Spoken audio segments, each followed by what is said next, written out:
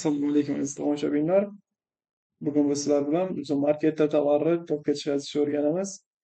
Siz Uzum marketda barchasini to'g'ri qildingiz, tovarlarni to'g'ri tanladingiz va narxni ham to'g'ri tanladingizda Uzum marketga tovarlarni sotuvga qo'ydingiz, lekin sizni tovarlaringiz kam ko'rilyapti. Shuni orqasidan Uzumda tovarlaringiz kam sotilyapti. Buning uchun nima qilish kerak? Buning uchun biz Uzum marketda tovarlarni to'pga olib chiqishimiz kerak. Ya'ni buni qanday amalga oshiramiz?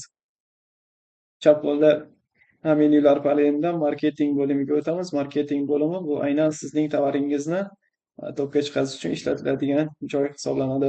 Ko'rishimiz mumkin, 4 xil marketing usuli bor. Birinchisi do'stni to'pga chiqarish, aksiyalar, promokodlar va aksiyalar taqvimi.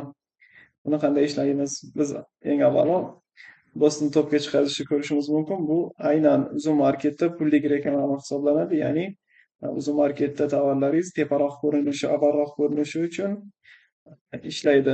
Buni biz qanday ishga tushirishimiz mumkin? Biz eng avvalo reklama kompaniyasi yaratib olishimiz kerak. Reklama kompaniyasini yaratishni mana bu joyda reklama kompaniya yaratish tugmasi orqali bajarishimiz mumkin.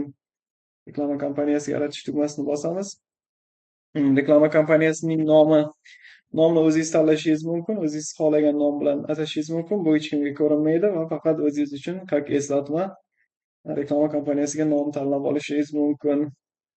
Ya'ni qaysi mahsulot yoki qaysi maqsadda reklama kompaniyasiga nom qo'yayotgan bo'lsangiz, o'sha mahsulot yoki o'sha maqsadni qo'yishingiz mumkin. Ya'ni misol keltirsak, kiyim-kechaklar reklamasi. Bunga aynan kiyim-kechaklar qo'ysangiz, bilasizki, bu reklama kompaniyasini yurgizish orqali siz kiyim-kechaklaringizni postga chiqazmoqchisiz. Xo'p, nom tanlaymiz. Masalan, nimadir farqi yo'q.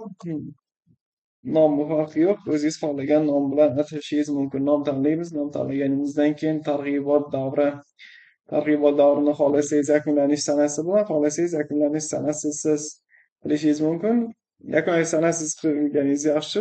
Budjetni cheklab qo'yasiz. Budjet cheklangandan keyin reklama kompaniyasi avtomatik o'chadi. Agar yakunlanish sanasini qo'yadigan bo'lsangiz, bu reklama kompaniyangiz yakunlanadi va qaytadan o'sha sanadan keyin reklama kompaniyangiz yopiladi va qaytadan reklama kompaniyasi ochishingiz kerak bo'ladi. Yakunlanish sanasiz qilsangiz o'chirib yopib qo'yishingiz mumkin yoki budjetni cheklab qo'yishingiz mumkin. Budjetni cheklash degani bu ma'lum bir summa qo'yib qo'yasiz. O'sha summaga yetib borganda o'zi avtomatik reklama kompaniyangiz o'chadi. Ya'ni o'sha summagacha reklama qilinadi. Undan keyin reklama kompaniyangiz o'chadi. Budjetni cheklash qilib, xohlagan budjetni cheklab qo'yishingiz mumkin. Masalan, 30.000 kunigami, oyigami, haftasigami deb so'raydi. Bir oyga desangiz, bir oyga 30.000 budjet cheklangan hisoblanadi. 30.000 dan oshib ketsa, avtomatik bu reklama kompaniyangiz o'chadi. Undan keyin budjetni cheklashda mana shu joyga kirib, budjetni kengaytirishingiz mumkin. Ya'ni 30.000 emas, 30.000 tugagandan keyin 40.000 qilsangiz, yana 10.000lik sizga reklama kompaniyasi ochiladi. Keyingi o'rinda biz SKU tanlash, ya'ni reklama kompaniyasi uchun qaysi SKUlarni reklama qilmoqchimiz. Biz hozir faoliyat yuritmayotgan magazin bo'lgani uchun, sizlarga avrez ko'rsatayotganim uchun bir dona tovar qolib ketgan, o'shani qo'shishimiz mumkin. Ustiga bosamiz va qo'shish tugmasini bosamiz. Pastga tushganimizda mana endi bunga biz aynan qayerda ko'rinishini belgilab o'tishimiz kerak. Ya'ni top maykalar, ayollar maykalari qayerda ko'rinsin? Kiyimlar kategoriyasiga kirilganda ko'rinsinmi yoki ayollar kiyimlari top va maykalardan yoki bog'ichli to'plardan qaysi birida kirganda teparoqda ko'rinishini belgilamoqchi bo'lsak, o'shani belgilaymiz. Ya'ni ayollar kiyimiga kirganda teparoq ko'rinsin. Ko'rishimiz mumkin. 6.500 so'mdan targ'ibot summasini bosishimiz mumkin. Ya'ni bu 1000 marta ko'rish uchun stavka. Ya'ni 6.500 so'm yechib olinadi bu tovaringiz 1000 marta ko'rilgandan keyin. Birinchi o'rinda 71.100 so'm. Bu degani 71.100 so'mgacha bo'lgan targ'ibotlar amalga oshirilmoqda. Agar siz 71.100 so'mdan ham kattaroq summa yozadigan bo'lsangiz, sizning tovaringiz birinchilardan bo'lib ko'rinadi. Masalan, 15.000 yozadigan bo'lsak, biz o'rtacha pastroqda yoki o'rtacha teparoqda desak ham bo'ladi, ko'rinadi. Xo'p, bundan keyin reklama kompaniyasini ishga tushirish tugmasini bosamiz va bu reklama kompaniyamiz ishga tushadi. Agar biz xohlasak, kalit so'z qo'shishimiz mumkin, ya'ni qizil mayka, oq mayka xohlagan so'zda tepada poyez berayotganda o'sha so'z bo'yicha sizni tovaringiz kelib chiqadi. Kiritilmaydigan so'zlar ga ham kiritishingiz mumkin. Bu aynan mana shu so'zlar orqali siz tovaringiz ko'rinmaydi. Ya'ni mayka deb, prosta mayka deb yozib qo'yadigan bo'lsak bu joyga prosta mayka deb qo'yib bersa siz tovaringiz ko'rinmaydida. Ya'ni reklama xarajatlaringiz sal kamayadi. Masalan, bizda qizil bo'ladigan bo'lsa, oq mayka deb qo'yib beradigan bo'lsa, mana bu yoqqa oq mayka deb yozib qo'yadigan bo'lsak, oq mayka deb yozib qo'yadigan bo'lsak, oq mayka deb qo'yib berganda sizni tovaringiz ko'rinmaydi.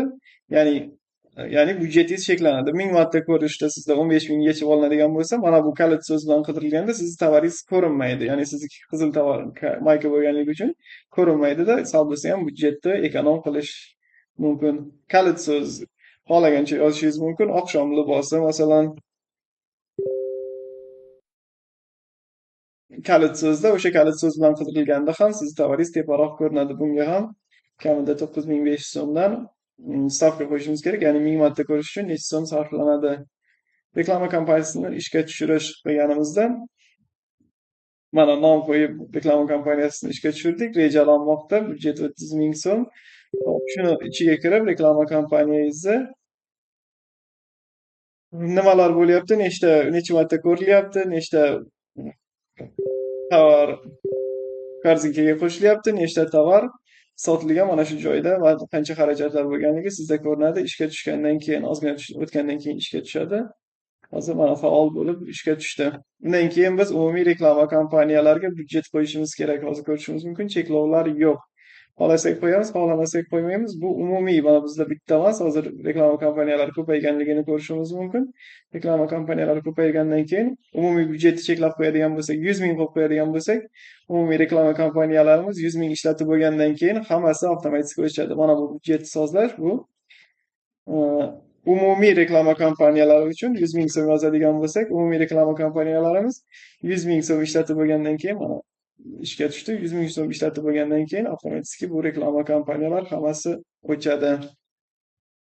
Undan keyingi bo'limimiz aksiyalar bo'limi. Bu aksiyalar bo'limida tovarlarni bir martalik aksiyaga qo'shishimiz mumkin. Ya'ni 200 mingga sotilayotgan tovarimizni 100 ming qilib qo'yib yoki 150 ming qilib qo'yib o'zi marketda ko'rishingiz mumkin. Tovarlar birinchi narxi yozilgan va ustiga chizilib kamroq narx qo'shilgan. Mana shu joydan kamroq narx yozishimiz mumkin. Ya'ni yaratish tugmasini bosamiz, tovarni tanlaymiz. Mana shu tovarimiz bor. Yangi narx o'zi 499 ming ekan. Biz 300 ming qiladigan bo'lsak, yangi narx 300 ming bo'lib ko'rinadi. Aksiya boshlanish sanasi 23-dan bosishimiz mumkin. Ertadan boshlanadi va yaratish tugmasini bosamiz. Qachongacha bo'lishini ko'rishimiz mumkin. Mana 23:03dan boshlanadi. Yaratish tugmasini bossak, aksiya yaratiladi. Bundan keyingi bo'limimiz biz promokod bo'limi. Bu promokod bo'limi, agar sizda auditoriyangiz ko'p bo'ladigan bo'lsa, auditoriyani jalb qilish maqsadida promokod berishingiz mumkin. Ya'ni o'sha boyagi mayka uchun siz 499 mingdan sotilayotganingiz uchun promokod berishingiz mumkin 50 ming so'mdan. Ya'ni promokod yaratasiz, promokod yaratishni bosasiz, promokod yaratishni bosgandan keyin nom yozasiz yoki yaratish tugmasini bossangiz, avtomat tarzda sizga promokod beradi. Chegirma hajmi, qancha chegirma bermoqchisiz? 50 ming. Qaysi summadan? Bu qaysi summadan degani, masalan 300 ming so'm qo'yadigan bo'lsak, 300 mingdan qimmat tovarlaringiz uchun bu promokod ishlaydi. Undan kichik narsa uchun ishlamaydi. Ya'ni 60 ming so'mlik tovar uchun siz 50 ming so'mlik promokod bersangiz, bu siz uchun minus. Shuning uchun qaysidir summadan yozishimiz mumkin. 350 ming so'mdan. Qo'llashlar soni necha marta qo'llash mumkin? Agar sizda auditoriya ko'p bo'lsa, masalan Instagramda faol bo'lsangiz, 100 marta yozsangiz, 1000 marta yozaylik, 1000 kishi qo'llashi mumkin va qaysi sanagacha amal qiladi? 31-martgacha amal qilib, saqlash tugmasini bosib, mana buni kopirovat qilib olasiz o'zingizga, kopirovat qilib auditoriyangizga bersangiz, aynan sizning magaziningizdan tovar sotib olishsa, ularga 50 ming so'm chegirma bo'ladi va sizning 499 minglik tovaringiz 449 mingdan sotilishini ko'rishimiz mumkin. Undan keyingi bo'limimiz bu aksiyalar taqvimi. Zoom Marketda har oy davomida aksiyalar o'tkazib boriladi. Aksiyalarga qatnashish ham Zoom Marketda sizni tovaringizni yuqoriroqda ko'rinishiga sabab bo'ladi. Buning uchun biz qanday qatnashamiz? Mana bu joyda aksiyalar bo'ladi. Aksiyalar, katta savdo va har xil nomdagi aksiyalar turadi.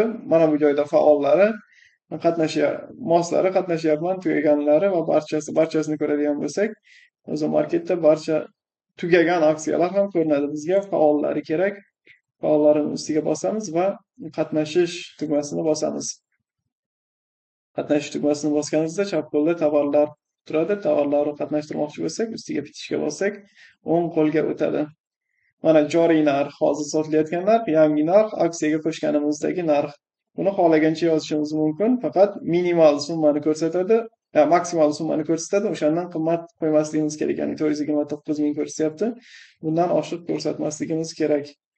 Ya'ni minimum 15% chegirma bor ekan hozir. 399 ming qo'ysak, tovarimizni ko'rayotgan odam boshida 499 ming turadi-da, ustiga chizilib 399 ming ko'rinib turadi. Aksiyaga qatnashsak, mana bitta mahsulotdan bittasi qatnashyapti.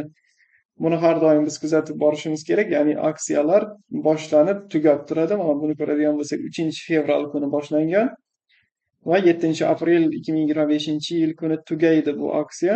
Bu aksiya tugagandan keyin siz tovaringiz avtomatik aksiyadan chiqib ketadi va eski narxi 499 mingga tushib qoladi. Undan keyin siz yana bu yerda aksiyalar har doim bo'lib turadi. O'sha aksiyalarga o'z tovaringizni qo'shib borishingiz kerak.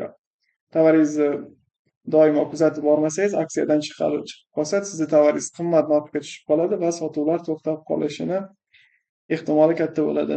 Bu esa o'zi marketda sizni tovaringiz topdan tushib ketishi va savdolaringiz kamayib ketishiga sabab bo'ladi. O'zi marketda tovarlar qancha sotilayotgan bo'lsa, sotilayotgan tovar shunchalik topga chiqib boradi. Tez sotilayotgan tovarlar teparoqda ko'rinadi.